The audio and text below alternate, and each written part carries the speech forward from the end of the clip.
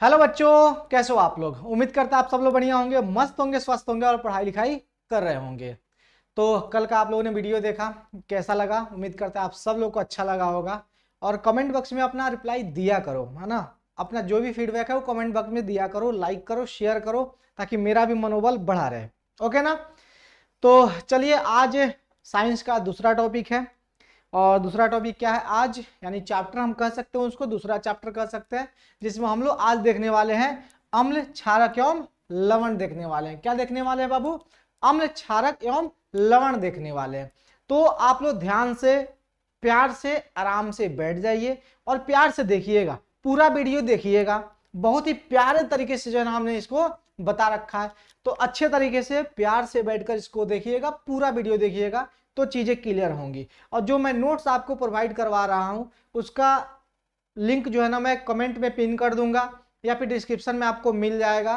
Telegram पे आपको जो है ना वो सारे नोट्स आपको मिल रहे हैं, तो आप टेलीग्राम ज्वाइन जरूर कर लेना। टेलीग्राम पे सर्च कर लेना दृश्यान, वहां पे आपको मिल जाएगा। आपका व्हाट्सएप चैनल भी है, तो व्हाट्सएप चैनल भी आप दृश्यान सर्च करोगे तो वहां से भी आपको मिल जाएगा। अगर आप फेसबुक पर देखना चाहते हो, फेसबुक अगर आप चलाते हो, तो फेसबुक पर मेरे पेज यानी दुर्गेश आदित्य करके मेरा पेज, दुर्गेश कुमार करके मेरा पेज है, उसको आप सर्च करोगे तो वहां पर भी ये वीडियो अपलोडेड आपको मिलेगा, तो वहां पर भी आप देख सकते हो। तो अब हम लोग चारों तरफ जो है ना फैले पड़े हैं, जिधर चाहो उधर देखो। ओके ना।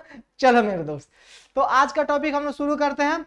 टॉपिक में क्या है? अम्ल, क्षारक एवं लवण है। बहुत ही प्यारा टॉपिक है और बहुत ही आसान, बहुत ही इजी टॉपिक है। ठीक है, इसीलिए हम लोग इसको प्यार से पढ़ेंगे। इस टॉपिक में हम लोग क्या पढ़ने वाले हैं कि हम लोग इसमें परिभाषा देखने वाले। किसका परिभाषा देखेंगे हम लोग इसमें? तो हम लोग इसमें देखने वाले हैं गुरुजी अम्ल, क्षारक एवं लवण का परिभाषा देखेंगे। उसको पहचानेंगे कैसे, सूचक क्या होता है ये देखेंगे।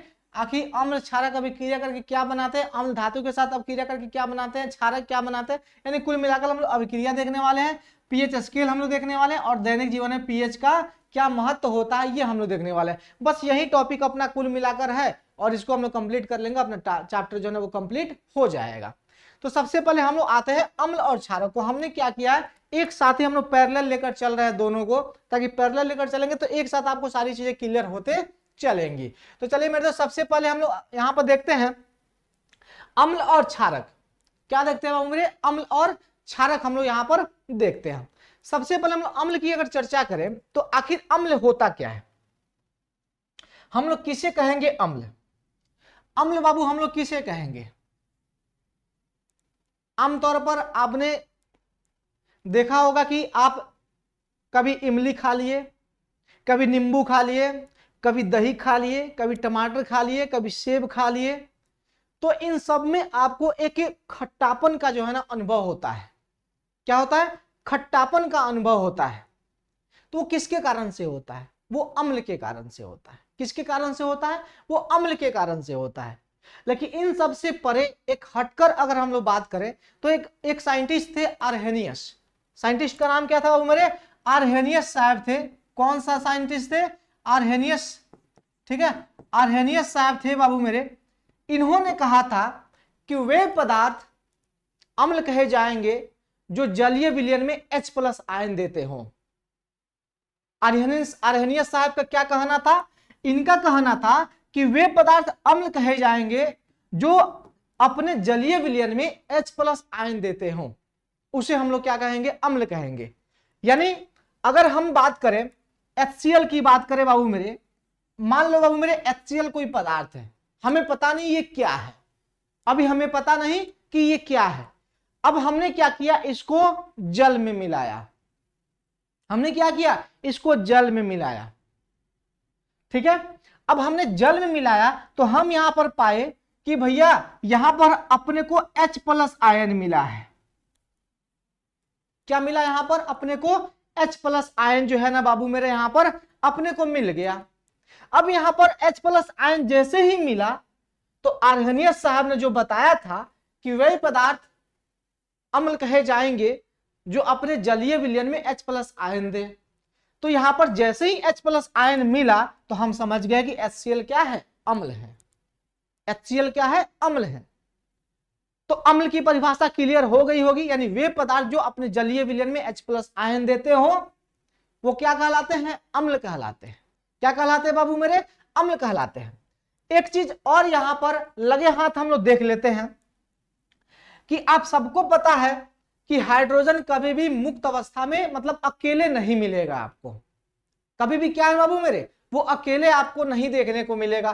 कहीं भी आप देखे होंगे तो लिखा जाता है H2, यानी वो अपने मॉलिक्यूलर फॉर्म में मिलेगा, एटॉमिक फॉर्म में नहीं मिलता है। किस में मिलेगा? अपने मॉलिक्यूलर फॉर्म में मिलेगा, एटॉमिक फॉर्म में वो नहीं मिलता है। तो अब यहां से जो H+ आयन निकला, यहां से बाबू मेरे जो H+ आयन निकला, अगर आप ध्यान से देखोगे तो क्या ये H+ आयन अकेले रह पाएंगे? बताना जरा गौर से, ये H+ आयन अकेले रह पाएंगे? बिल्कुल नहीं रह पाएंगे। तो ये क्या करेंगे महोदय, ये जल के जो अणु होते हैं, है ना, H2O, इनके साथ जो है ना ये H+ आयन जुड़ेंगे और ये महोदय बना लेंगे H3O+।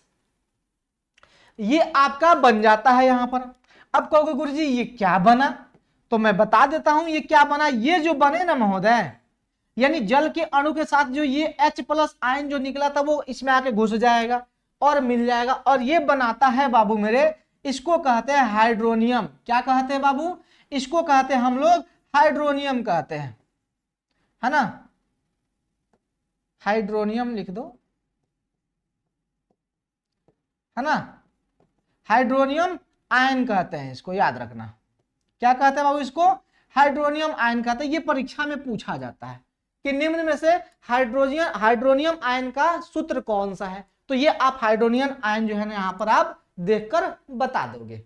तो हमने क्या कहा कि वे पदार्थ जो जल में यानी अपने जलीय विलयन में या फिर जल में घुलने के बाद क्या देता हो, H+ आयन देता हो, उससे हम लोग क्या कह देते हैं, अम्ल कह देते हैं।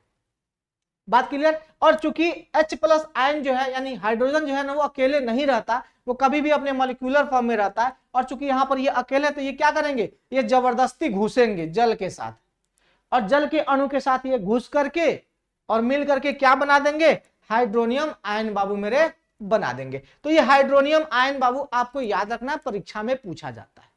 बात क्लियर ना? एक चीज मैंने आपको यहां पर कहा था, अच्छे तरीके से याद रखिएगा, सारी चीजें को एकदम क्लियर करते चलेंगे और प्यार से बैठ के देखिएगा पूरा वीडियो। एक चीज मैंने यहां पर कहा था कि हमने क्या किया, अम्ल को जल में मिलाया। चूंकि हाइड्रोक्लोरिक अम्ल जो है ना ये बहुत ही स्ट्रांग है, प्रबल अम्ल के श्रेणी में आता है। अब मान लो कि हम यहां पर अगर कोई सा भी एक नया स्लाइड लेते हैं, ओके बाबू, समझना, चीजों को बस समझना है प्यार से, फिर देखो कितना मजा आता है। ओके, अब मान लो बाबू मेरे यहां पर अपने पास क्या है, अम्ल रखा हुआ है। इसमें क्या है बाबू, इसमें है अम्ल। क्या है, इसमें है अम्ल है। अब हमने क्या किया, इसमें जो है ना यहां से जल मिलाया। अब बताओ जरा ध्यान से, क्या यह प्रक्रिया सही है? यह प्रक्रिया बिल्कुल ही सही नहीं है, क्योंकि अब यहां से अम्ल क्या है ना बाबू मेरे, वो बाहर निकलेगा और हो सकता है अपने को क्या कर दे, जला दे। क्यों बाबू?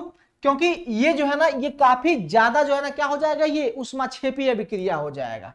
ये क्या हो जाएगा बाबू मेरे, ये ऊष्माक्षेपीय अभिक्रिया बाबू मेरे हो जाएगा, जिससे प्रबल मतलब ज्यादा से ज्यादा जो है ना यहां से ऊष्मा निकलेगा और वो हमें हानि पहुंचा सकता है।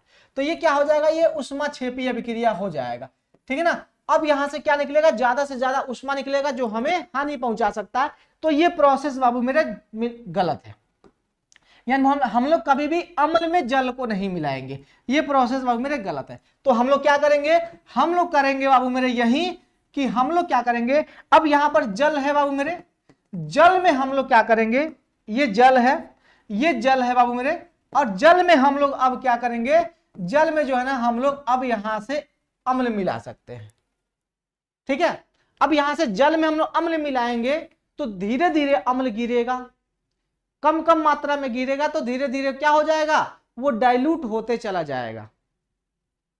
धीरे धीरे क्या होता चला जाएगा, वो चला जाएगा, वो डाइल्यूट होते चला जाएगा। अब जैसे भी हमें ये डाइल्यूट होते चला जाएगा तो इसका ये उतना ज्यादा ऊष्माक्षेपी नहीं हो पाए, उतना ज्यादा जो है ऐसे ऊष्मा निकलेगी नहीं, तो ये हमारे लिए हानिकारक नहीं। तो सही तरीका यही होता है, कभी भी अम्ल को जल में नहीं मिलाए, सॉरी, कभी भी जल को अम्ल में नहीं मिला है, अम्ल को जल में मिलाना है। एक चीज यहां से ये था, तो मैंने आपको ये भी बता दिया। कोई टॉपिक छूटना नहीं चाहिए, कोई सा भी एनसीईआरटी हम लोग लेके चल रहे हैं तो कोई टॉपिक नहीं छूटना चाहिए। तो अब ये अम्ल की हमने देखा यहां पर कि अम्ल क्या होता है, H+ आयन बाबू मेरे देते हैं। उसी तरह से यहाँ पे सल्फ्यूरिक अम्ल है, आप देख सकते हो यहां पर भी क्या मिला है अपने को, यहां पर भी H+ आयन मिला है, और यहां पर क्या सल्फेट का जो है ना अलग से अपना समूह जो है ना वो अलग हो गया, सल्फेट का, सल्फेट आयन आप इसको कह सकते हो। तो ये अपना क्या है मेरे दोस्त, ये सल्फ्यूरिक एसिड, यानी अम्ल की बात हम लोग यहां पर ये करें तो कुछ अम्ल अपने पास यहां पर दिख रहा है, ये HCl है, ये सल्फ्यूरिक एसिड है, ये नाइट्रिक अम्ल है, ये एसिटिक अम्ल है। इसमें से मैं अगर आपको बताऊं बाबू मेरे, तो ये सब क्या है, ये सब जो है ना प्रबल अम्ल है। क्या है ये जो है ना, ये प्रबल यानी स्ट्रॉन्ग एसिड इसको कहते हैं, ये प्रबल है। और जितना भी कार्बनिक अम्ल होते हैं जिसमें कार्बन पाए जाते हैं, तो जो कार्बनिक अम्ल होते हैं मेरे दोस्त वो जनरली क्या होते हैं, वो दुर्बल होते हैं। क्या होते हैं, वो कमजोर होते हैं।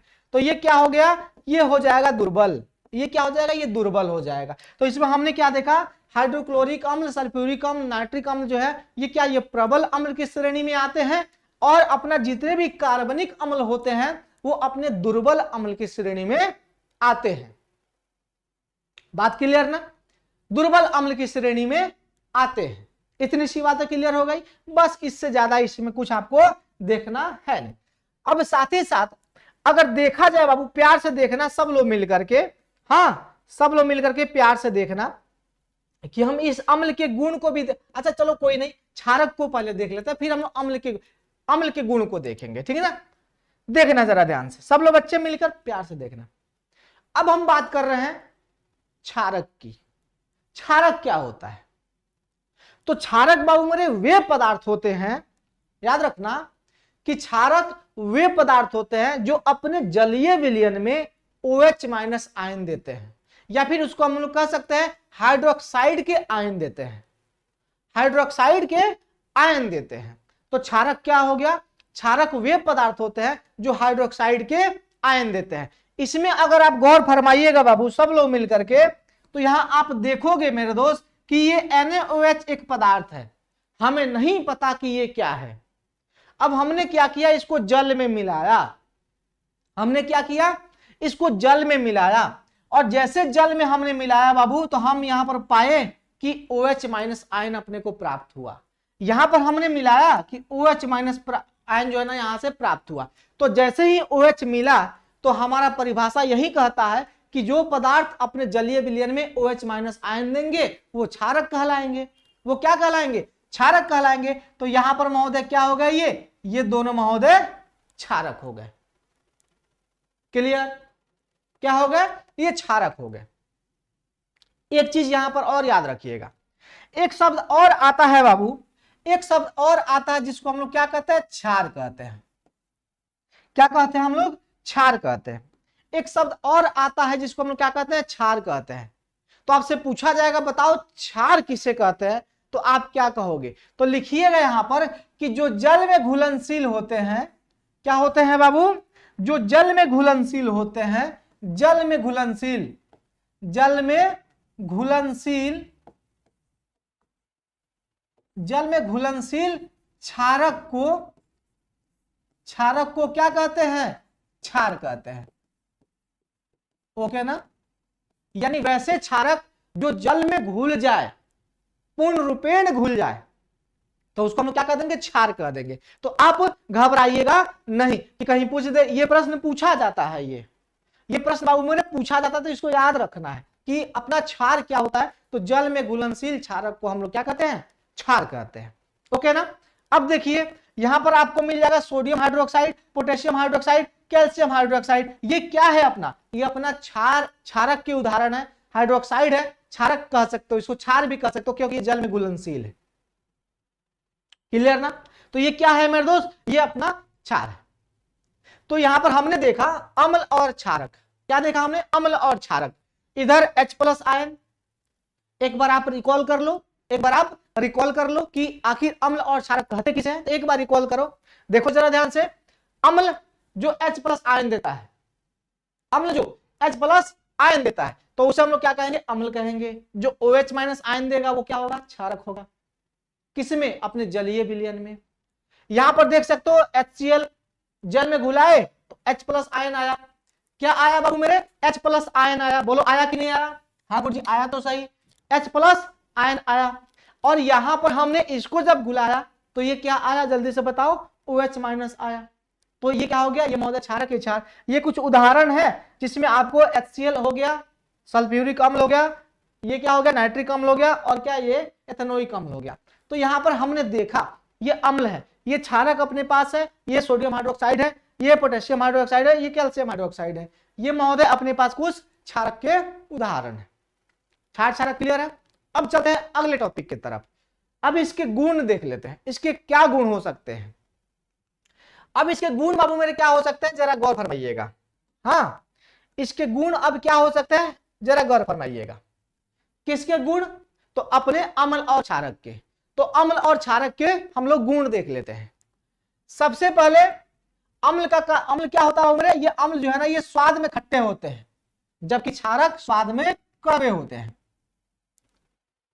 अम्ल क्या होता है, स्वाद में खट्टे होते हैं, जबकि क्षारक क्या होता है, स्वाद में कड़वे होते हैं। क्लियर। उसके बाद से ये नीले लिटमस को लाल करता है। याद रखना, यहां से प्रश्न बाबू मेरे बनता है, इसको मैं यहां पर स्टार मार्क कर रहा हूं। यहीं पे बच्चे कंफ्यूज हो जाते हैं, कंफ्यूज हो जाते हैं और गलती कर बैठते हैं।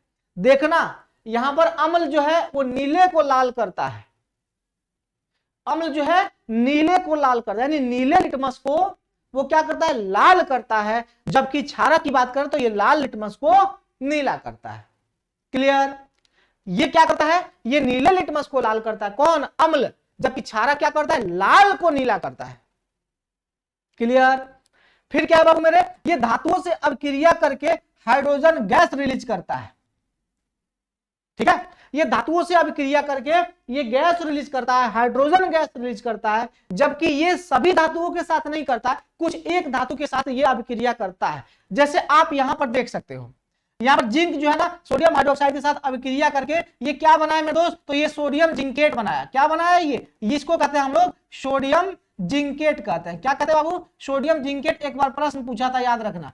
हाँ, सोडियम जिंकेट, एक बार प्रश्न पूछा था कि सोडियम जिंकेट का सूत्र क्या होता है, तो मैं यहां पर लिख ही देता हूं, आप इसको याद कर लेना। ये होता है सोडियम जिंकेट का Na2, ये Na2ZnO2।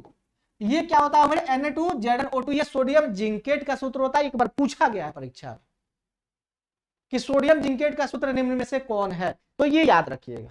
तो जब जिंक और हाइड्रोक्साइड की अभिक्रिया करवाई जाती है तो यहां से क्या निकलता है, सोडियम जिंकेट, और साथ में हाइड्रोजन गैस मेरे निकलता है। क्या निकलता है, हाइड्रोजन गैस निकलता है। तो इस बात को आप याद रखिए।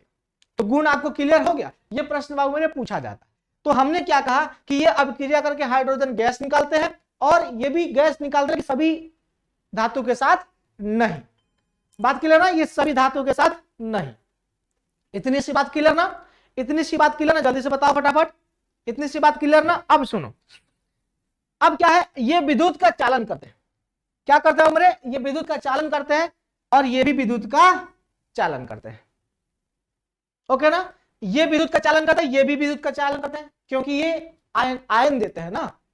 अम्ल भी आयन देता है और अपना क्षार भी आयन देता है जलीय विलयन में, तो विद्युत का चालन तो करेंगे। तो ये दोनों विद्युत का चालन बाबू मेरे करते हैं। तो ये आपका क्या हो गया, ये आपका हो गया कौन, यह आपका हो गया गुण, किसके, अम्ल और क्षारक के। बात क्लियर, इतनी सी बात समझ में आ गई। तो अम्ल और क्षारक के गुण आपने यहां पर देख लिया। ओके, अब थोड़ा सा आगे बढ़ते हैं और देखते हैं मेरे दोस्त, आखिर ये हम लोग पहचानेंगे कैसे कि ये फलाना पदार्थ जो है ना वो अम्ल है, ढिमकाना पदार्थ जो है ना वो क्या है, क्षारक है। यानी हम लोग पहचान कैसे करेंगे कि ये पदार्थ अम्ल है, ये पदार्थ जो है क्षारक। चखेंगे तो नहीं ना, अब हाइड्रोक्लोरिक अम्ल को चख के तो नहीं देखेंगे ना, क्या। अब आपको हम हाइड्रोक्लोरिक अम्ल दे दे और कहे कि भाई एक काम करो, इसको बताओ कि क्या है, ये अम्ल के क्षारक है, तो क्या करोगे, चखोगे, उठा के चखोगे नहीं ना, नहीं। उसके लिए हम लोग इस्तेमाल करते हैं सूचक का। किसका इस्तेमाल करते हैं बाबू, हम लोग सूचक का इस्तेमाल करते हैं। किसका इस्तेमाल करते हैं, सूचक का। तो आइए हम लोग अब यहां पर देखेंगे कि पदार्थों को है ना कैसे पहचाने कि कौन सा पदार्थ अम्ल है और कौन सा पदार्थ क्षार है या फिर क्षारक है। तो इसको पहचानने के लिए हम लोग एक सूचक का इस्तेमाल करते हैं, हम लोग एक सूचक का इस्तेमाल करते हैं। तो अगर सूचक का परिभाषा आपसे पूछा जाए कि बताइए सूचक क्या होता है, तो आप क्या बताओगे? तो कहना सूचक एक वे पदार्थ होते हैं जो किसी विलयन की अम्लीयता या फिर क्षारीयता दर्शाने के लिए प्रयुक्त में लिए जाते हैं। सूचक अपना रंग और गंध परिवर्तन करके ये बताते हैं कि निम्न पदार्थ क्या है, अम्ल है कि क्षार है। तो ये सूचक का काम होता है। तो सूचक अपना कुछ सिंथेटिक भी होते हैं, यानी जिसको मानव निर्मित कह सकते हैं, और कुछ क्या होते हैं मेरे दोस्त, कुछ जो है ना आप कह सकते हो प्रकृति होते हैं। ठीक है, तो जैसे मान लो कि ये मानव निर्मित है, ठीक है, ये प्राकृतिक है, ये प्राकृतिक है, ठीक है ना। अब ये लिटमस सबसे पहले देखो, अम्ल में ये लाल रंग यानी नीले लिटमस को लाल करेगा, और मेरे दोस्त ये नीला को लाल को नीला करेगा। तो ये क्या हो गया, लिटमस। अब लिटमस के बारे में जरा जान लीजिए कि लिटमस जो है ना वो किस कलर का होता है। लिटमस बाबू मेरे किस कलर का होता है? तो ये जो है ना ये बैगनी रंग का होता है, बैगनी रंग का जो है ना ये होता है। लिटमस किस रंग का होता है बाबू, बताइए सब लोग मिलकर के। लिटमस किस रंग का होता है? सॉरी, लिटमस किस रंग का होता है राजा मेरे, बताइए सब लोग मिलकर के। तो ये बैगनी रंग का होता है, ठीक है ना। ये पाया कहां से, ये निकाला कहां से जाता है मेरे दोस्त? तो ये दोनों लिचेन से निकाला जाता है। किस पौधे से? तो लिचेन पौधा जो है ना, लाइकेन इसको हम लोग कहते हैं इंग्लिश में, है ना। लिचेन पौधा बाबू मेरे, इससे जो है ना ये निकाला जाता है। लिचेन पौधा से ये निकाला जाता है, जो किस समूह का पौधा होता है? थैलोफाइटा। किस समूह का? थैलोफाइटा समूह का पौधा होता है। थैलोफाइटा समूह का बाबू मेरे ये जो है ना थैलोफाइटा समूह का पौधा होता है। आपसे पूछा जाए कि लिटमस बताइए, लिटमस क्या है? तो लिटमस जो है ना कि बैगनी रंग का रंजक है, जो लिचेन नामक पौधे से किस समूह के, थैलोफाइटा समूह के लिचेन नामक पौधे से प्राप्त किया जाता है। बात क्लियर? अगर आपसे पूछा जाए कि बताइए कि लिटमस सामान्य अवस्था में किस रंग का होगा, तो बैगनी रंग का होता है। किस रंग का? बैगनी रंग का होगा, याद रखिएगा। ओके ना, क्लियर? चलिए अब यहां देखना जरा ध्यान से, यहां पर आप देख सकते हो ये एक होता है मिथाइल ऑरेंज, जो अम्ल में लाल और इसमें पीला, ठीक है ना, अम्ल में लाल और इसमें पीला। और यहां पर देखो फिनेप्थलीन, ये होता है रंगहीन अम्ल में और गुलाबी हो जाते हैं महोदय किसमें? अपने क्षार में। आप लोग देखे होंगे कहां? रोड के किनारे आप लोग देखे होंगे, आप सबने देखा होगा रोड के किनारे कि क्या होता है बाबू मेरे, कुछ ज्योतिष महोदय बैठ जाते हैं लोग कुछ पत्थर लेकर के, ठीक है। ये देखोगे नहीं देखे हो आप, सब लोगों ने देखा होगा रोड के किनारे कि आखिर कैसा फ्रॉड चलता है। तो रोड के किनारे कुछ ज्योतिष महोदय बैठ जाते हैं कुछ पत्थर लेकर के, ठीक है, और पानी ले लेंगे और पत्थर को हाथ में रखेंगे और पानी जो है ना उसमें लगातार डालेंगे, पानी जो है उसमें लगातार डालेंगे। पानी अगर ऐसे रहा तो कहेंगे भाई ये मतलब पानी का रंग नहीं बदला, तो कहेंगे ये आपके लिए नहीं है, दूसरा पत्थर रखते हैं। और साथ में पानी का जो थाली होता है उसके नीचे जो ना चूना वगैरह लगा के रखते हैं, या फिर आप कह सकते हो नीचे जो है ना चूना छोड़ दीजिए, ये नीचे जो है ना फिनेप्थलीन लगा के रखते हैं, जो थाली होता है या फिर कोई बर्तन होता है उसके नीचे रुई में ये फिनेप्थलीन जो है ना लगा के नीचे रुई में चिपकाए रहते हैं, और जो पानी होता है ना उसमें चूना जो है ना वो घोले रहते हैं, ठीक है। तो चूना घोले रहते हैं, तो चूना कैसा होता है? क्षार होता है, ठीक है। तो वो चूना वाला पानी जो है ना दूधिया पानी गिराएंगे, कहेंगे भाई इसका रंग नहीं बदल रहा, ये आपके लिए नहीं है, ठीक है। दूसरा पत्थर रखेंगे, ये आपके लिए नहीं है। तीसरा पत्थर रखेंगे और फिनेप्थलीन बाबू मेरे क्या करेंगे? नीचे से लगा लेंगे, नीचे से ऐसे पकड़ के लगा लेंगे, फिर पानी उठा के डालेंगे इसे। अब कहेंगे अरे वाह गुलाबी हो गया, ये पत्थर जो है ना आपके योग्य का है, ये आपके लिए है और आपके लिए लाभदायक है ना, इससे आपकी तरक्की होगी, उन्नति होगी, प्रोन्नति होगी, ठीक है। तो ये पत्थर आप ले लीजिए, और लोग मूर्ख बन जाते हैं और ले लेते हैं, सिंपल सा। आप देखना सामान्य तौर पे आपको देखने को मिल जाएगा यूट्यूब पे ऐसे वीडियोस, ठीक है ना। तो वो यही होता है, क्योंकि क्षार में ये कैसा हो जाता है? गुलाबी रंग का हो जाता है, आप देखिएगा गुलाबी रंग का होता है। तो ये वाला खेला वहां पर होता है।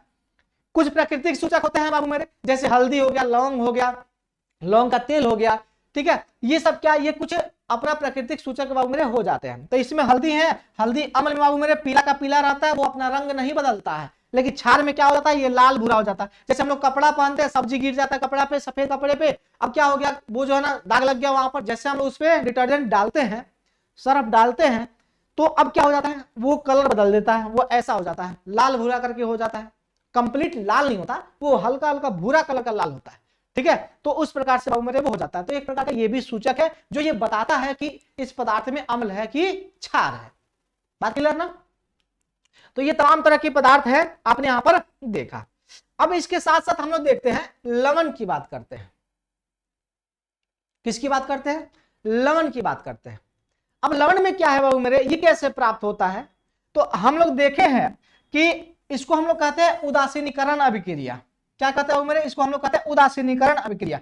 यानी ये लवण जो प्राप्त होता है उदासीनीकरण अभिक्रिया से प्राप्त होता है। लवण कैसे प्राप्त होता है? उदासीनीकरण अभिक्रिया से प्राप्त होता है। जैसे मान लीजिए कि अपने पास जो है ना अम्ल है और अपने पास क्या है मेरे, क्षार है। ठीक है, तो ये उदासीनीकरण अभिक्रिया कहने का मतलब ही होता है कि अम्ल और क्षार में अभिक्रिया, अम्ल प्लस क्षार बराबर क्या हो जाएगा, लवण हो जाएगा बाबू, और प्लस में क्या निकलेगा, जल प्राप्त होगी। तो ये लवण बाबू मेरे इसी अभिक्रिया से प्राप्त होता है, जिसको हम लोग क्या कहते हैं, उदासीनीकरण कहते हैं।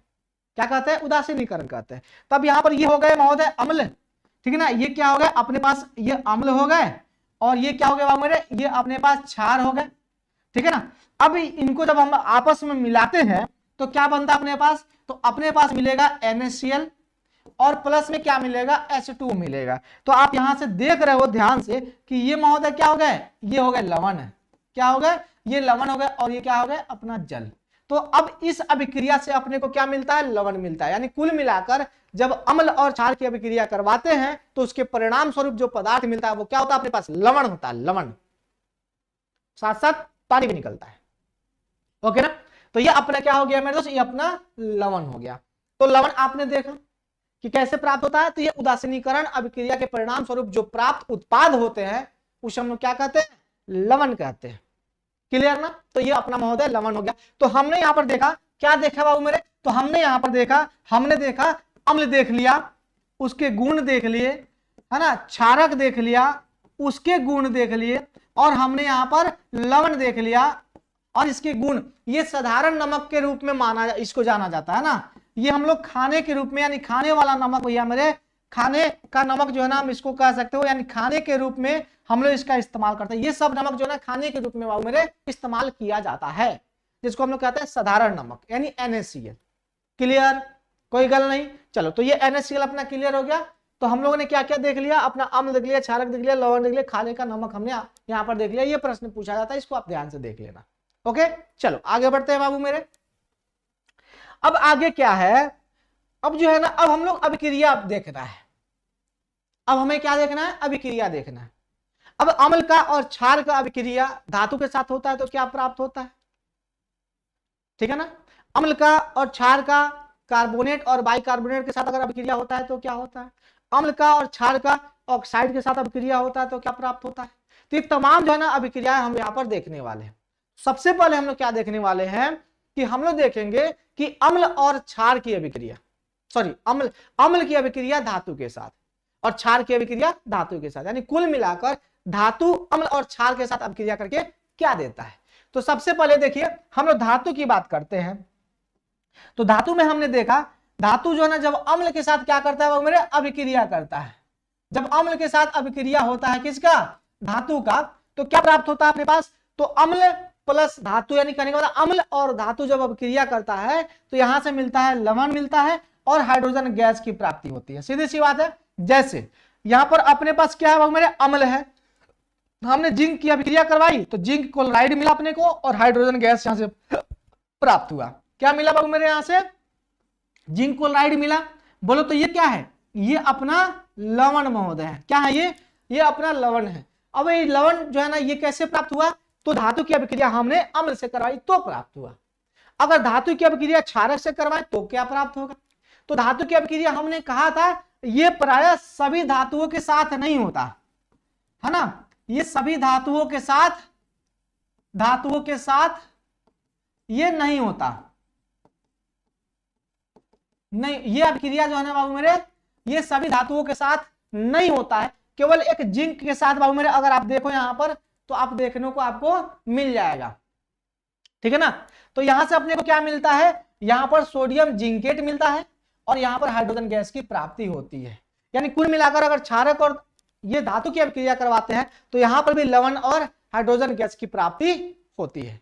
तो हमने क्या देखा, हमने ये देखा कि धातु की अभिक्रिया जब हमने अम्ल के साथ करवाई तो अपने को क्या मिला, अपने को मिला लवण और जल प्राप्त हुआ, सॉरी हाइड्रोजन गैस प्राप्त हुआ। उसी तरह से अगर हम लोग धातु की अभिक्रिया क्षारक के साथ करवा रहे हैं तो इस समय हमें क्या प्राप्त होता है, तो हमें यहां पर भी लवण और हाइड्रोजन गैस की प्राप्ति होती है।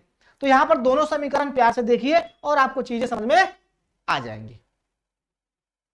ओके ना, बात क्लियर। चलिए अब आगे बढ़ते हैं बाबू। अब यहां पे धातु कार्बोनेट का और हाइड्रोजन कार्बोनेट का, इन दोनों की अभिक्रिया अगर हम लोग करवाते हैं तो क्या प्राप्त होता है। तो सबसे पहले देखा जाए यहां पर कि अगर धातु कार्बोनेट की अभिक्रिया अगर हम लोग अम्ल से करवाते हैं तो क्या प्राप्त होता है, अपने को लवण की प्राप्ति होती है, कार्बन डाइऑक्साइड की प्राप्ति होती है और जल की प्राप्ति होती है। याद रखना ये सारी अभिक्रिया याद रखना मेरे दोस्त, ये एग्जाम में पूछा जाता है, हाँ एग्जाम में पूछा जाता है। ओके ना, तो इसको अच्छे तरीके से आपको याद रखना है, इसको अच्छे तरीके से याद रखना है।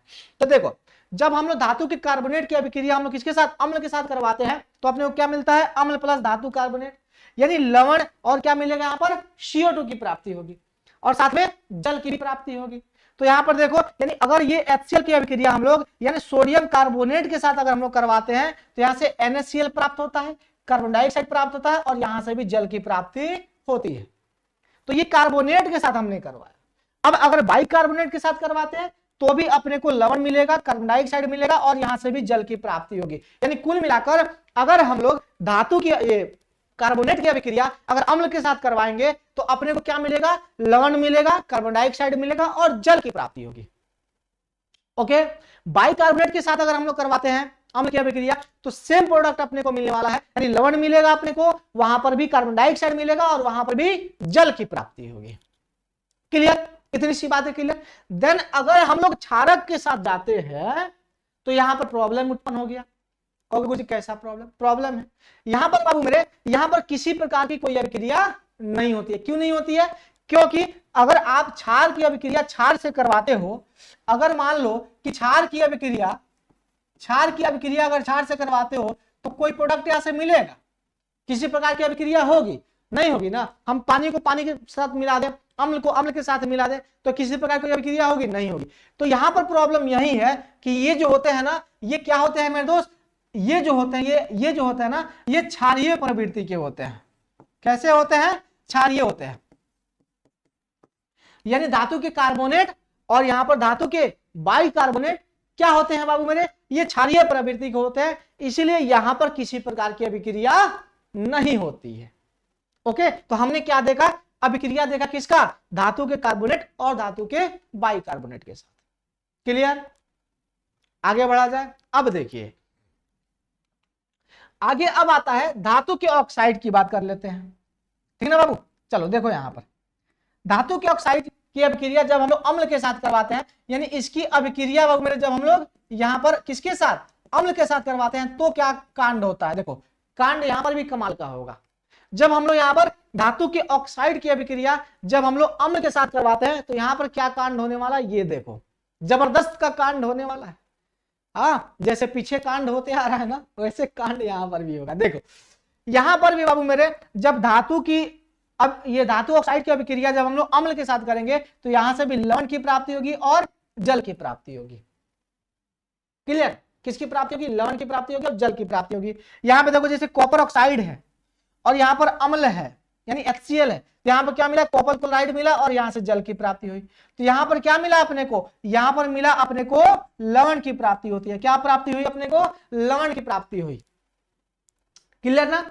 अब चूंकि ये धातु के ऑक्साइड जो है बाबू मेरे, ये भी क्षारीय प्रवृत्ति के होते हैं, है ना, ये भी क्षारीय होते हैं। तो होते हैं, आपको पता है धातु के ऑक्साइड जो होते हैं वो क्या होते हैं, क्षारीय होते हैं।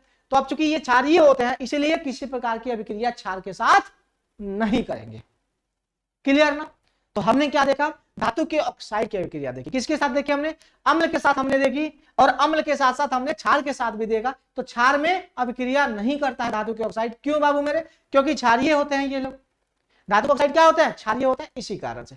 अब हम लोग थोड़ा सा आगे बढ़ते हैं। आगे बढ़ने के दौरान हम लोग अब अधात्विक ऑक्साइड की बात करते हैं। अब चूंकि अधात्विक ऑक्साइड बाबू मेरे हमने आपको पहले पढ़ाया होगा, अगर आप या फिर कहीं पढ़े होंगे कि धातु के जो ऑक्साइड होते हैं वो किस प्रकार के क्षारीय प्रवृत्ति के होते हैं, और अधातु के ऑक्साइड बाबू मेरे अम्लीय प्रवृत्ति के होते हैं। कैसे? अम्लीय प्रवृत्ति के होते हैं। अब चूंकि आप लोग को याद होगा, अगर आप लोग पढ़े होंगे बचपन में, तो आपको याद होगा कि अम्लीय वर्षा किसके कारण से होता है।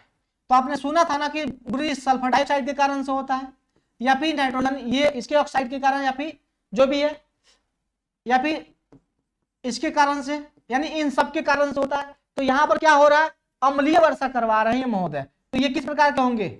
अम्लीय प्रवृत्ति के होंगे ना जी। ये बताइए, ये सब जो है ना ये किस प्रकार के होंगे? किस प्रकार के होंगे? ये अम्लीय प्रवृत्ति के होंगे ना, क्योंकि ये अधात्विक ऑक्साइड अम्लीय प्रवृत्ति के होंगे।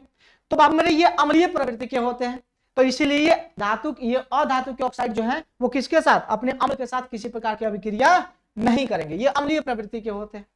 अब चूंकि अम्लीय है ये, तो क्षार के साथ तो करेंगे ना, तो अम्लीय प्रवृत्ति का जो होता है वो जो क्षार के साथ करेगा तो न्यूट्रलाइज हो जाएगा ना, यानी उदासीनीकरण अभिक्रिया होगी। और उदासीनीकरण अभिक्रिया में हमने क्या बताया आपको कि लवण बनता है और जल बनता है। तो यहां पर भी देखो, तो जब क्षार की अभिक्रिया अधात्विक ऑक्साइड के साथ करते हैं तो क्या मिलता है? लवण और जल की प्राप्ति होती है। यहां पर भी क्या मिला? लवण और जल की प्राप्ति होती है।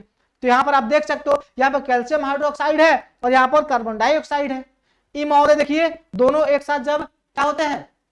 अभिक्रिया करते हैं तो कैल्शियम कार्बोनेट मिलते हैं और यहां से क्या हो जाता है? जल की प्राप्ति हो जाती है। तो ये सब क्या है? ये सब जो है ना अपने क्षार के साथ अभिक्रिया किसका? अधात्विक ऑक्साइड्स के। क्लियर ना? इतनी सी बात आपको समझ में आ गई। उम्मीद करते हैं आपको चीजें समझ में आ गई होगी। अब थोड़ा सा आगे बढ़ते हैं बाबू, प्यार से देखते चलो और ध्यान से देखते चलो। देखो कितना मजा आता है। इतना आसान चैप्टर तो कुछ है भी ना। हाँ, इतना आसान चैप्टर तो बाबू मेरे कुछ है भी ना। अब चूंकि अम्लीय है तो क्षार के साथ करेगा, अम्लीय है तो अम्ल के साथ नहीं करेगा। चलो अब आगे बढ़ते हैं। अब आता है बाबू मेरे एक पीएच महोदय का नाम तो आपने सुना होगा, पीएच महोदय का नाम तो सुना होगा। अब आइए हम लोग पीएच स्केल के बारे में थोड़ा सा बात करते हैं। पीएच क्या होता है? पीएच का मतलब क्या होता है? पीएच का मतलब बाबू मेरे इसमें होता है पावर ऑफ हाइड्रोजन। पीएच का मतलब ही होता है, क्या होता है मेरे दोस्त? पावर ऑफ, बता दो मेरे दोस्त, पावर ऑफ हाइड्रोजन, यानी हाइड्रोजन की शक्ति। किसकी शक्ति? हाइड्रोजन की शक्ति। यानी पीएच में पी, ये प्रश्न पूछा गया है कि गुरुजी पीएच में जो पी है वो किसको, ये उसको क्या कहते हैं? तो उसको कहते हैं पुषांश। क्या कहते हैं मेरे? उसको कहते हैं पुषांश, बोले तो पोटेंज। और इसका मतलब क्या होता है? इसी का मतलब होता है शक्ति। इसी का मतलब क्या होता है? शक्ति होता है, पावर। क्या होता है? पावर होता है, शक्ति होता है। यानी यहां पर पीएच में पी का मतलब क्या होता है? बताओ जल्दी से। तो पीएच में पी का मतलब होता है पोटेंज, बोले तो पुषांश, बोले तो शक्ति। ठीक है ना? अब पीएच का काम क्या होता है? पीएच जो है ना एक पैमाना होता है, एक स्केल होता है जिसपे हम लोग मापते हैं मेरे दोस्त कि किसकी अम्लीयता कितनी है, किसकी क्षारीयता कितनी है, और कौन न्यूट्रल है, बोले तो उदासीन है। ठीक है ना? तो ये एक पैमाना होता है। जैसे अगर हम लोग देखें कि पीएच स्केल पे हम लोग 1 से लेकर 14 तक रखते हैं पदार्थ को, 1 से लेकर 14 तक रखते हैं। अगर आप एनसीईआरटी देखना चाहो मेरे, तो एनसीईआरटी में आपको देखने को मिल जाएगा। मैं पेज नंबर बता ही देता हूं, पेज नंबर 28 पर देख लेना। एनसीईआरटी पेज नंबर 28 पर देखो। हाँ मेरे एनसीईआरटी क्लास 10 पेज नंबर कितना? Page number 28। इस पे आपको देखने को मिल जाएगा। अब इसमें जरा गौर फरमाना कि कितने पीएच स्केल पर कितने मान पर पदार्थ की प्रकृति कैसी होगी। अगर मान लो कि अगर 7, सबसे पहले तो 7 के बारे में जान लो कि 7 क्या होता है। 7 बाबू मेरा होता है न्यूट्रल, बोले तो उदासीन होता है। यानी वे पदार्थ जिसका पीएच मान कितना हो? 7 हो। तो हम लोग यहां पर देखो जरा ध्यान से, हम लोग सामान्य जल की बात करें, हम लोग अगर अपने जल की बात कर रहे हैं, सामान्य जल की बात कर रहे हैं, तो आपसे पूछा जाता है, ये पूछा गया है सामान्य जल की अगर हम लोग बात करें बाबू मेरे, सामान्य जल का पीएच कितना होता है? तो याद रखिएगा सामान्य जल का पीएच बाबू कितना होता है? 7 होता है। ये प्रश्न पूछा गया, या फिर सीधे सीधे जल का पीएच आपसे पूछ लिया जाएगा, बताओ जल का पीएच कितना होता है? तो 7 होता है। तो आपसे जल का पीएच पूछा जाएगा तो बता देना 7 होता है। फिर अगर मान लो मेरे, तो अगर पीएच जो है ना 7 के बराबर है तो क्या है? विलियन क्या है बाबू मेरे? उदासीन है। अगर 7 से ज्यादा है तो विलयन कैसा है, विलयन कैसा होगा बाबू मेरे, विलयन जो है ना वो क्षारीय हो जाएगा। यानी जब इधर बढ़ेंगे तो क्षारीय प्रवृत्ति बढ़ेगी, ठीक है। और जब 7 से इधर आएंगे तो एसिडिक जो है ना वो बढ़ेगा, यानी बोले तो अम्लीयता बढ़ेगा, अम्लीय प्रवृत्ति बढ़ेगी।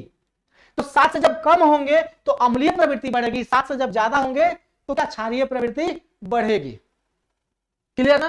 तो सबसे ज्यादा क्षारीय बाबू मेरे कौन होता है, तो यहां पर देखना जरा ध्यान से, इसका पीएच यानी ये होता है मैग्नीशियम हाइड्रोक्साइड, इसको हम लोग कहते हैं मिल्क ऑफ मैग्नीशिया। क्या कहते हैं बाबू मेरे इसको, इसको हम लोग कहते हैं मिल्क ऑफ, यहां लिख दें, इसको मिटा देते हैं यहां से, इसको कहते हैं बाबू मेरे milk of magnesia. Okay, milk of magnesia इसको कहते हैं। और बाबू मेरे इसका इस्तेमाल जो है ना क्या, एंटासिड के रूप में, हम बताएंगे अभी, एंटासिड के रूप में बाबू मेरे हम लोग इसका इस्तेमाल करते हैं। किसके रूप में, एंटासिड के रूप में हम लोग इसका इस्तेमाल करते हैं, जिसका पीएच कितना होता है, 10 होता है। ये बहुत ही महत्वपूर्ण क्वेश्चन है। जब अपच की स्थिति होती है हमारे शरीर में तो उस कंडीशन में हम लोग इसको एंटासिड के रूप में इस्तेमाल किया जाता है, जिसका पीएच कितना होता है, 10.5 होता है, लगभग 10 मान के चलते हैं इसको। ओके ना, लगभग 10 बाबू मेरे हम इसको मान के चलते हैं। क्लियर ना। चलिए अब आगे बढ़ते हैं, जरा ध्यान से देखिएगा। कुछ यहां पर पदार्थों का पीएच मैंने यहां पर दे रखा है, इसको आप देखना, ये एनसीईआरटी का है। किसका है बाबू मेरे, ये जो है ना आपका एनसीईआरटी का है, जो मैंने पेज नंबर बताया है ना, एनसीईआरटी पेज नंबर जो है मैंने बताया 28, यानी एनसीईआरटी के पेज नंबर 28 पे कुछ जो है ना पीएच दिए थे, मैंने उसको यहाँ पे रखा है, क्योंकि यहाँ से एग्जाम में पूछे जाते हैं, ठीक है ना। और एनसीईआरटी के पेज नंबर 28 पर ऊपर एक बॉक्स आपको देखने को मिल जाएगा, उसका पीएच आपको भरना है, देख के भरना, ठीक है ना। तो चलिए कुछ सामान्य यहाँ पर सामान्य कुछ पदार्थ हैं जिसके पीएच यहाँ पर अपने को देखना है। जैसे इसमें पीएच देखें मेरे दोस्त, तो जठर रस का पीएच जो है ना लगभग कितना होता है, 1.2 होता है, याद रखिएगा, पूछा जाएगा। नींबू के रस का 2.2, ये लगभग में मान है बाबू मेरा, एग्जैक्ट नहीं है। शुद्ध जल या फिर सामान्य जल या फिर शुद्ध जल की बात कर रहे हैं ना, तो ये प्रश्न पूछा गया, 7 होता है इसका पीएच। रक्त का पीएच बाबू मेरे पूछा जाता है लगभग 7.7, लगभग 7.7। अब आपसे पूछा जाता है बताओ रक्त कैसा होता है, रक्त प्रकृति में कैसा प्रकृति होता है रक्त का, अम्लीय होता है कि क्षारीय होता है कि उदासीन होता है, तो याद रखना ये क्षारीय प्रवृत्ति का होता है। तो आपसे पूछा जाएगा रक्त किस प्रवृत्ति का होता है मेरे दोस्त, तो रक्त जो है ना वो किस प्रवृत्ति का होता है, ये होता है क्षारीय प्रवृत्ति का। कैसा होता है, क्षारीय प्रवृत्ति का होता है, याद रखिएगा, इसको भूलना तो बिल्कुल ही नहीं है। ओके ना। देन आपको मिल्क ऑफ मैग्नीशिया का मैंने आपको बताया है 10 होता है, और सोडियम हाइड्रोक्साइड का सबसे ज्यादा होता है, सबसे प्रबल क्षार होता है सोडियम हाइड्रोक्साइड, जिसका पीएच कितना होता है, 14 होता है। तो आपको 3-4 चीजें इसमें देख लेनी है, आपको शुद्ध जल का पीएच देख लेना है, रक्त का पीएच, और आपका मिल्क ऑफ मैग्नीशिया, और आपको सोडियम हाइड्रोक्साइड का पीएच आपको देख लेना है, ये एग्जाम में पूछे जाएंगे। क्लियर, इतनी सी बात है, आपको समझ में आ गई, बोलो बोलो जल्दी से फटाफट, थैंक यू। और एक चीज यार, सब्सक्राइब करते जाना, सब्सक्राइब करो यार, चैनल को सब्सक्राइब करो, ज्यादा से ज्यादा सब्सक्राइब करो, ज्यादा से ज्यादा शेयर करो। हाँ, आप लोगों से हाथ जोड़ के विनती है मेरा दोस्त कि चैनल को सब्सक्राइब करो बिल्कुल, ठीक है ना, क्योंकि हम लोग बहुत दिन से मेहनत कर रहे हैं मेरे दोस्त, लगभग 6-7 साल हो गए यूट्यूब पे हमको, मतलब वो सफलता हमको नहीं मिली जो मिलनी चाहिए थी। अब कितना मेहनत हो सकता है, हमने तो कमर तोड़ मेहनत की है यार, है ना। मतलब जहां पे लगता है कि भाई अब हम हार गए, अब हमसे नहीं होगा, फिर एक अंदर से आवाज आती है कि नहीं यार एक बार और कोशिश कर लेते हैं, और हम वही एक बार कोशिश कर रहे हैं। तो इसीलिए आप लोगों से हाथ जोड़ के विनती है मेरे दोस्त कि सब लोग शेयर करना, सब्सक्राइब करना, लाइक करना, ठीक है, क्योंकि हम हार गए थे यार, पूरी तरह से हार गए थे, लेकिन फिर हम वापस से सोचे कि भाई एक बार और कोशिश करते हैं, क्योंकि 7 साल का समय काफी दिन का समय होता है यार, बहुत लंबा समय होता है यूट्यूब पे, इतना दिन फिर भी सफलता नहीं मिली, तो फिर थोड़ा सा अंदर से आदमी टूटता है, लेकिन फिर से अंदर से आवाज आती है एक बार और। तो हम कोशिश कर रहे हैं, और आप लोगों का बस सहायता चाहिए। एक बार बाबू मेरे सब लोग मिल करके एक बार चैनल को शेयर जरूर करना और सब्सक्राइब जरूर करना। ओके, आगे बढ़ते हैं। अब आगे बढ़ते हैं बाबू मेरे, अब जरा ध्यान से और प्यार से देखिएगा कि अब दैनिक जीवन में पीएच का क्या महत्व होता है। दैनिक जीवन में पीएच का क्या महत्व होता है, ये सबसे जरूरी चीज है, इसको जो गौर फरमाइएगा कि आखिर दैनिक जीवन में पीएच का क्या महत्व होता है। तो सबसे पहले अगर देखा जाए बाबू मेरे, राजा मेरे, सोना मेरे, कि दंत क्षय, दंत क्षय, अगर हमारा दांत की बात करें, दांत में बाबू मेरे अगर इसका पीएच ना 5.5 से अगर कम होता है पीएच हमारे मुख का, तो दंत क्षय होना शुरू हो जाता है। दंत क्षय क्या होता है कि दांतों के ऊपर एक कठोर परत होती है जिसको हम लोग कहते हैं इनामेल, ठीक है, और मुख में पाया जाता है एक बैक्टीरिया। अब जब दांतों में भोजन फंसा रहता है तो वहां पर वो बैक्टीरिया उत्पन्न होते हैं, और बैक्टीरिया क्या छोड़ते हैं, अम्ल छोड़ते हैं, जिससे हमारे मुख का जो है माध्यम कैसा हो जाता है, काफी ज्यादा अम्लीय हो जाता है, जिससे जो कठोर परत है अपना कौन, इनामेल, वो डिकम्पोज होना शुरू हो जाते हैं, वो संचारित होना शुरू कर देते हैं, वो क्षय होना शुरू हो जाते हैं, जिससे दांतें अपनी क्या हो जाती है, कमजोर हो जाती है। उसी को हम लोग क्या कहते हैं, दंत क्षय कहते हैं। क्या कहते हैं, दंत क्षय। तो ये दंत क्षय जो है ना, जब पीएच 7 से कम बाबू मेरे होगा तो दंत क्षय होना शुरू हो जाएगा, ठीक है ना। इतना से यानी 5.5 से अगर कम होगा पीएच तो अपना समझ लो कि भाई दंत क्षय होना शुरू हो गया। तो पीएच का महत्व तो समझ में आया। अम्लीय वर्षा के लिए हमने कहा था कि भाई सल्फर डाइऑक्साइड जो है ना वो जिम्मेदार है, और नाइट्रोजन के जितने भी ऑक्साइड है मेरे दोस्त, नाइट्रोजन के जितने भी ऑक्साइड है वो क्या है मेरे दोस्त, वो अम्लीय वर्षा के लिए क्या है, जिम्मेदार है। अब ये अम्लीय वर्षा जब पीएच 5.6 से यानी 5.6 से बाबू मेरे जब कम होगा तो क्या होगा, अम्लीय वर्षा होगा। जब 5.6 से कम होगा तो अम्लीय वर्षा होगा। उसी तरह से हमारे शरीर का जो पीएच मान होना चाहिए वो 7 से लेकर के 7.8 के बीच में होना चाहिए। तो हमारे शरीर में जितने भी उपापचयी क्रियाएं हैं, जितने भी मेटाबॉलिज्म है, वो सही तरीके से काम करेगा। अदरवाइज अगर पीएच इससे ज्यादा गिर जाएगा तो फिर दिक्कतें की बात हो जाएंगी, ठीक है। तो ये पीएच मेरे मेंटेन होना चाहिए हमारे शरीर को सही तरीके से कार्य करने के लिए। तो हमारे शरीर का कार्य किसके बीच में, तो 7.7 से लेकर के 7.8 के बीच में पीएच का मान होना चाहिए, ठीक है। साथ ही साथ अगर हम लोग खेतों की बात करें तो खेतों में बाबू मेरे अगर हम लोग खेतों की बात करें तो खेतों की अगर हम लोग बात करते हैं तो खेतों में जो मिट्टी होती है वो अम्लीय वर्षा के कारण क्या हो जाती है, अम्लीय हो जाती है। तो किसान क्या करता है, उसमें जो क्षारीय खाद होता है उसको मिला करके उसको न्यूट्रलाइज करता है। मिट्टी जांच होती है, मिट्टी जांच के बाद अगर वो अम्लीय हो गई है तो उसमें क्षारीय खाद मिलाएंगे और क्या हो जाएगा, वो न्यूट्रलाइज हो जाएगा। अब ज्यादा खाद मिलाते मिलाते मिट्टी कैसा हो गया, क्षारीय हो गया। तो अब हम क्या करेंगे, उसमें अम्लीय मिलाएंगे ताकि वो मिट्टी फिर से न्यूट्रलाइज हो जाए, तभी तो पौधे होंगे। नहीं तो पता चलेगा खाली अम्लीय हो गया तो भी दिक्कत, खाली क्षारीय हो गया तो भी दिक्कत। तो ये प्रॉब्लम बाबू मेरे हो जाता है। तो खेतों की मिट्टी में भी पीएच का बहुत बड़ा योगदान होता है। पीएच ही जांच होता है तब जाके ये सारी चीजें मिलती हैं। आगे बढ़ते हैं। मधुमक्खी अपने बचाव के लिए, अपनी सुरक्षा के लिए जब डंक मारती है तो ये प्रश्न बहुत ही महत्वपूर्ण है बाबू, याद रखिएगा, इसको तो भूलना ही नहीं है, सपने में भी याद रखना। ये प्रश्न बहुत पूछा जाता है कि बाबू मेरे, राजा मेरे, सोना मेरे, जब मधुमक्खी डंक मारती है अपने बचाव के लिए तो उसमें मेथनोइक अम्ल, कौन सा अम्ल बाबू मेरे, मेथनोइक अम्ल, मेथेनोइक अम्ल जो है ना वो अपने अंदर डाल देती है।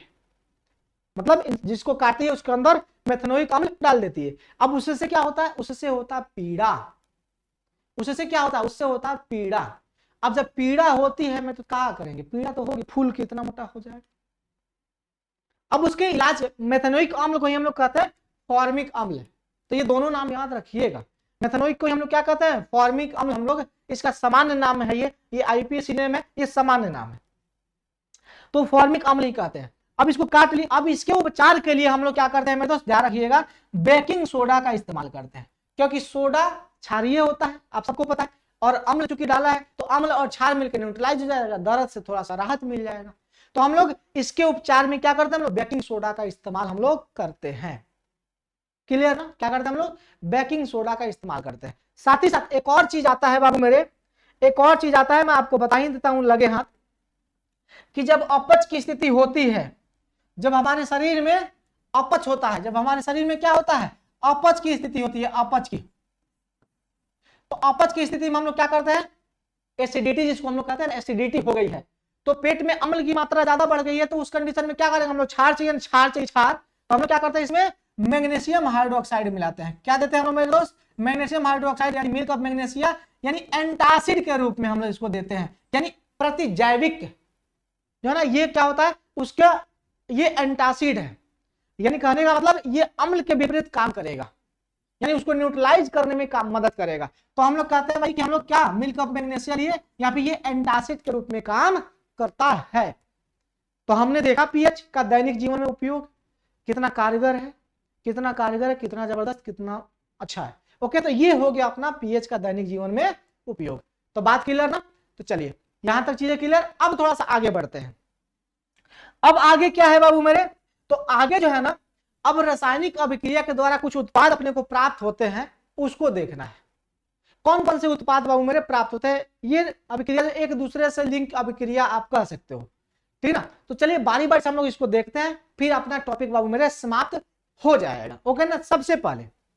सबसे पहले अगर हम लोग देखें बाबू यहां पर, तो अपने को देखेगा सोडियम हाइड्रोक्साइड, यानी सोडियम हाइड्रोक्साइड बनता कैसे है। हाँ, सोडियम हाइड्रोक्साइड बनता कैसे है, जरूरी ये है। तो सबसे पहले अगर देखा जाए कि NaCl को जब जल में मिलाते हैं, NaCl के बाबू में क्या करते हैं, जब जल में मिलाते हैं तो अपने को क्या मिलता है मेरे दोस्त, अपने को सोडियम हाइड्रोक्साइड मिलता है, ठीक है ना। अब अपने को क्या मिलता है, क्लोरीन गैस मिलता है, और साथ ही साथ हाइड्रोजन गैस की प्राप्ति यहां से हो जाती है, ठीक है। इसको याद रखिएगा, सोडियम हाइड्रोक्साइड, बस इसको याद रखिएगा। साथ ही साथ अब यहां पर क्लोरीन को याद रखिए, किसको, क्लोरीन को याद रखिएगा, क्योंकि ये आगे काम आने वाला है। यही वाला क्लोरीन गैस जो है, जब हम लोग आगे बढ़ेंगे तो यही वाला क्लोरीन गैस बाबू मेरे विरंजक चूर्ण में काम आएगा। यही वाला क्लोरीन गैस कहां काम आएगा, विरंजक चूर्ण में। यानी कहने का मतलब जब क्लोरीन गैस को बूझे हुए चूने से प्रवाहित किया जाता है, यानी गुजारा जाता है, तो अपने को मिलता है विरंजक चूर्ण, बोले तो ब्लीचिंग पाउडर। कैसे बाबू मेरे, जरा ध्यान से सुनना। जैसे कैल्शियम हाइड्रोक्साइड अपने पास, अब इसमें हमने क्लोरीन गैस जो वहां से प्राप्त हुआ था, यानी सोडियम हाइड्रोक्साइड को बनाते समय जो हमको क्लोरीन गैस प्राप्त हुआ था, उसको पकड़ के लाए और कह ले, और यहां से क्या हुआ, विरंजक चूर्ण बना, यानी ब्लीचिंग पाउडर बना। क्या बना, अपने को यहां पे क्या मिला, अपने को यहां से मिला मेरे, ये मिला अपने को ब्लीचिंग पाउडर। क्या मिला अपने को, ब्लीचिंग पाउडर, अपने को मिलेगा ब्लीचिंग पाउडर।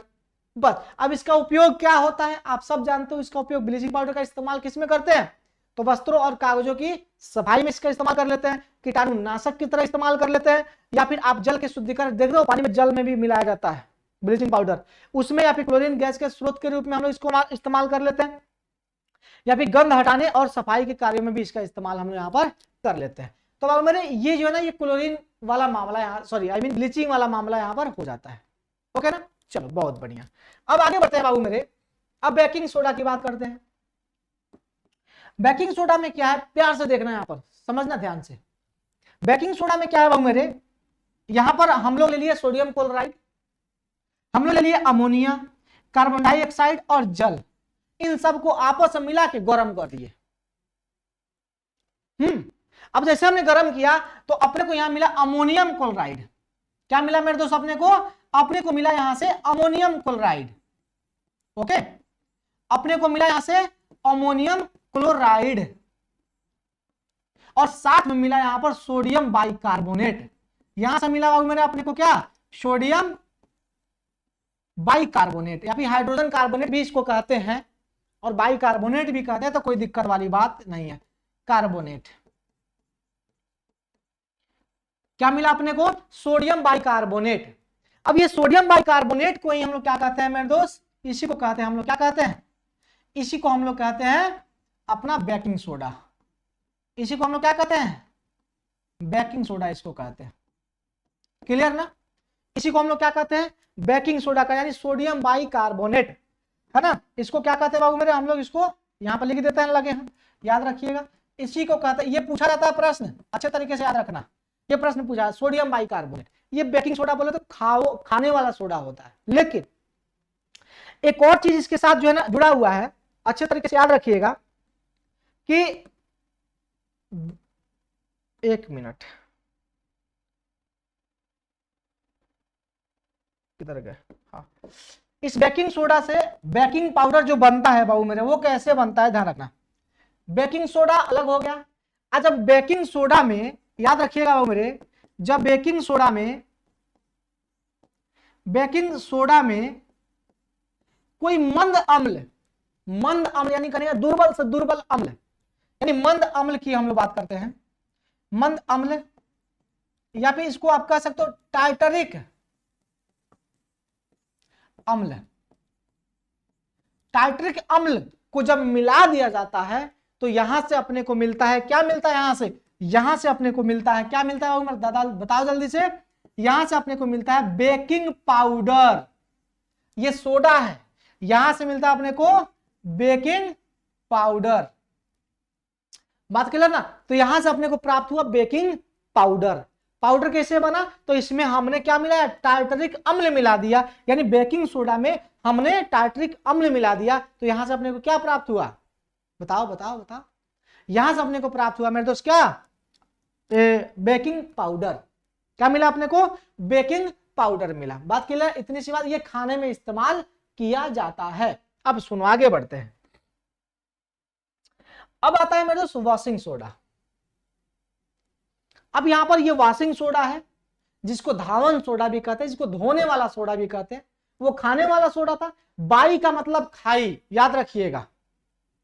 बाई का मतलब खाई, यानी बाई बोले तो खाई, यानी जहां बाई लगा होगा खाई वाला मामला है। ठीक है, यहां पर देखिए, सब लोग प्यार से देखिएगा, अच्छे तरीके से प्यार से देखिएगा बाबू मेरे।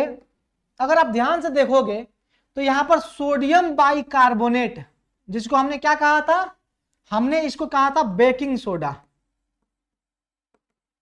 हमने क्या कहा था इसको? हमने इसको कहा था बाबू मेरे बेकिंग सोडा कहा था ना? हाँ गुरुजी, कहा था। हमने इसको बेकिंग सोडा कहा था। अब हम क्या करेंगे? बेकिंग सोडा को गर्म करेंगे। अब वो वाला सोडा हमने क्या किया, देखो यहां से एक चीज मैं और क्लियर कर देता हूं, फिर मैं यहां पर लौट के आऊंगा। एक चीज और क्लियर कर लो यहां पे, कि आखिर ये सोडा जब हम खाना में डालते हैं तो वो कितना मुलायम और सॉफ्ट क्यों हो जाता है, जल्दी पक क्यों जाता है। तो यहां से आपको समझना है कि यही वाला अभिक्रिया वहां पर भी काम करता है, कि जब हम लोग इसको खाना में मिलाते हैं, मिलाने के बाद जब फ्राई करते हैं हम लोग, तो वो गर्म होता है ना जी। गर्म होता है तो यहाँ पे क्या प्राप्त होता है? यहाँ पे सोडियम कार्बोनेट, और अपने को यहाँ पर कार्बन डाइऑक्साइड मिलता है। अब कार्बन डाइऑक्साइड क्या होता है ना? बुलबुला बनाता है, बुलबुला। अभी जैसे बुलबुला बनाएगा तो रोटी गुलगुला हो जाएगा, जैसे बुलबुला बनाएगा तो रोटी क्या हो जाएगा? गुलगुला हो जाएगा। अब इस सोडा को हमने किसमें मिलाया? खाना में मिलाया, और खाना जब पकना शुरू हुआ तो निकलना शुरू हुआ कार्बन डाइऑक्साइड, और कार्बन डाइऑक्साइड से बुलबुला बना, बुलबुला से खाना हो गया गुलगुला, यानी इसको हम खमीर उठना कहते हैं। तो खमीर, इसलिए बाबू मेरे वो स्पंजी और सॉफ्ट हो जाते हैं। ठीक है, लेकिन इसी प्रक्रिया के दौरान आगे तो क्या प्राप्त होता है? तो अपने को इसी प्रक्रिया से बाबू मेरे मिलता है सोडियम कार्बोनेट की प्राप्ति होती है। किसकी प्राप्ति होती है? सोडियम का। यानी कुल मिलाकर अगर हम सोडियम बाइकार्बोनेट को गर्म करेंगे तो सोडियम कार्बोनेट की प्राप्ति होगी। आज जब सोडियम कार्बोनेट में हम लोग जल मिलाएंगे, यानी इसको कहेंगे क्रिस्टलन, यानी इसका हम लोग अगर मान लो कि क्रिस्टलाइजेशन,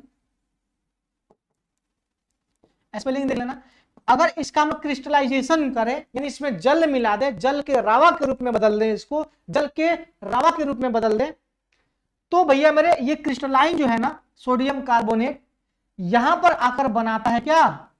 ये बनाता है मेरे दोस्त अपना washing soda, washing powder Nirma, detergent किया निरमा। ये भैया मेरे क्या हो गया अपना? ये हो गया अपना वॉशिंग सोडा। क्या हो गया अपना? ये हो गया बलबीर सिंह सोडी। क्या हो गया? बलबीर सिंह सोडी। तो ये अपना हो गया बाबू मेरे वॉशिंग सोडा हो गया। बोलो क्लियर ना? तो ऐसे वॉशिंग सोडा की प्राप्ति होती है। देखो सारा सीक्वेंस में है ना, सारा समीकरण सीक्वेंस में। तो एक बार इसको प्यार से बैठ के देखो, फिर मजा आएगा। तो यहां से गर्म किए, प्राप्त हुआ, जल मिला दिए, इसमें 10 अणु मिला दिए ठूस के, यहां से प्राप्त हो गया वॉशिंग सोडा। बोलो बोलो हर हर महादेव। कपड़ा धोएंगे, जो जो चीज धोना होगा इससे धोते रहो, बन गया है। कठोर जल को कोमल बना देंगे, कांच साबुन कागज बनाने में इसका इस्तेमाल होता है। प्रयोगशाला में क्षारीय घोल के रूप में भी इसका इस्तेमाल हम लोग कर लेते हैं। ओके ना? कोई गल नहीं ना? ओके। तो ये वॉशिंग सोडा बाबू मेरे बन गया। अब इसके बाद से बाबू मेरे आता है प्लास्टर ऑफ पेरिस। क्या आता है बाबू मेरे? Plaster of Paris. बहुत बढ़िया है प्लास्टर ऑफ पेरिस, तो पूछो ही मत, इतना शानदार है कि क्या ही बताए, बहुत बढ़िया है बाबू। तो ये प्लास्टर ऑफ पेरिस का मामला क्या है जरा समझना। प्लास्टर ऑफ पेरिस बाबू मेरे आपको पता है कैसे बनता है? आपने जिप्सम का नाम सुना है? जिप्सम का सूत्र होता है बाबू मेरे ये, ठीक ना, कैल्शियम सल्फेट। ये क्या होता है हमारे? ये होता है जिप्सम। अब इस जिप्सम को 373 केल्विन तक गर्म करने पर इसमें देखो 2 गो अणु है जल का। कितना अणु है? 2 गो अणु बाबू मेरे इसमें क्या है? जल का 2 गो अणु है। अब जिप्सम को जैसे ही हम लोग गर्म करेंगे, जिप्सम को जैसे ही हम लोग गर्म करेंगे 373 केल्विन तक, तो इसमें से 1.5 गो अणु उड़ जाएगा भाप बनकर। ये क्या बनकर उड़ गया? ये भाप बनकर क्या हो गया? उड़ गया। वाष्प कह सकते हो इसको, भाप को वाष्प। उड़कर बाबू यहां से उड़ गया बाबू मेरे, 1.5 गो अणु उड़ गया, तो बच कितना? क्या? आधा। तो अब जिप्सम के साथ कितना अणु बच गया? आधा।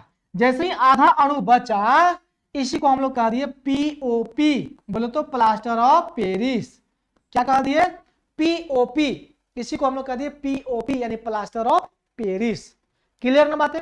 तो आपने क्या देखा कि हमने जिप्सम को, जिप्सम का सूत्र क्या होता है मेरे? कैल्शियम सल्फेट जो ना डाइहाइड्रेटेड, ठीक है, कैल्शियम सल्फेट डाइहाइड्रेटेड, यानी बाबू मेरे ये हाइड्रेटेड है, यानी जल से युक्त है। इसको गर्म किया 373 केल्विन से, 1.5 गो अणु भाप बन के उड़ गया, इसमें बच गया आधा, बन गया पीओपी। तो अब आपसे पूछा जाएगा प्लास्टर ऑफ पेरिस का सूत्र बता दो, तो आप बताना कैल्शियम सल्फेट हाफ हाइड्रेटेड या फिर हेमी हाइड्रेटेड कह सकते हो, ठीक ना, कैल्शियम सल्फेट हेमी हाइड्रेटेड इस प्लास्टर ऑफ पेरिस का सूत्र होता है। तो आप इसको आप अच्छे तरीके से लिख लेना, ओके ना। इसको अच्छे तरीके से बाबू मेरे आपको याद कर लेना है। अब एनसीईआरटी में कुछ बाबू मेरे छूट रहा नहीं है, ठीक ना। एक नीला थोथा का सूत्र बाबू मेरे होता है, याद रखिएगा, ठीक ना। इसको आप एक बार देख लेना, नीला थोथा याद रखना। नीला थोथा ये भी पूछा जाता है शायद, नीला थोथा, ठीक ना। कॉपर सल्फेट, कॉपर सल्फेट नीला होता है ना। अब इसमें बाबू मेरे कितना होता है? 5 गो अणु होता है जल का। ये एनसीईआरटी में दिया है, आप इसको याद रखिएगा, ठीक है ना। कॉपर सल्फेट नीला ही नहीं होता है, तो इसको याद आपको लिखना है, याद रखना है इसको, ठीक ना। Copper sulphate 5 hydrated. तो भैया मेरे ये नीला तोता होता है, इसको याद रखना। यहां से आपका चैप्टर बाबू मेरे हो जाता है फिनिश। क्या हो जाता है? फिनिश। देखो कितना प्यार से हम लोग पढ़े हैं, कितना अच्छा टॉपिक चला है, ठीक ना। तो इसी तरह से बाबू मेरे अपना नेक्स्ट टॉपिक कल देखेंगे। तब तक के लिए लेते हैं विदा। उससे पहले हम यही कहेंगे, हाथ जोड़ के विनती करेंगे मेरे दोस्त कि आप लोग सब्सक्राइब जरूर करना, ठीक है ना, शेयर जरूर करना, ठीक है ना। इस बार अगर हम हार गए तो समझो कि हम हार गए, ठीक ना, फिर हम लोग कहीं के नहीं रहेंगे, क्योंकि इस फील्ड में हमने काफी समय दे दिया है। अब हमको वापस लौटने का कोई वजह भी नहीं दिखता और कोई तुक भी नहीं बनता, तो अब मर मिटना यहीं पे है, ठीक है। तो हाथ जोड़ के विनती है, सब्सक्राइब जरूर करना, शेयर जरूर करना, ओके ना। तो चलिए मेरे दोस्त, बहुत बहुत धन्यवाद। टॉपिक क्लियर हो गया होगा, कमेंट बॉक्स में आप बताना कि कैसा लगा टॉपिक, और आपको किसी प्रकार कोई दिक्कत हो तो आप कमेंट बॉक्स में जरूर बताना, ओके ना। आप लाइक करना मेरे दोस्त, लाइक बहुत जरूरी है हमारे लिए, ठीक है ना, लाइक बहुत जरूरी है। तो लाइक भी करना, शेयर भी करना, सब्सक्राइब भी करना। बहुत बहुत धन्यवाद, bye bye, take care, thank you.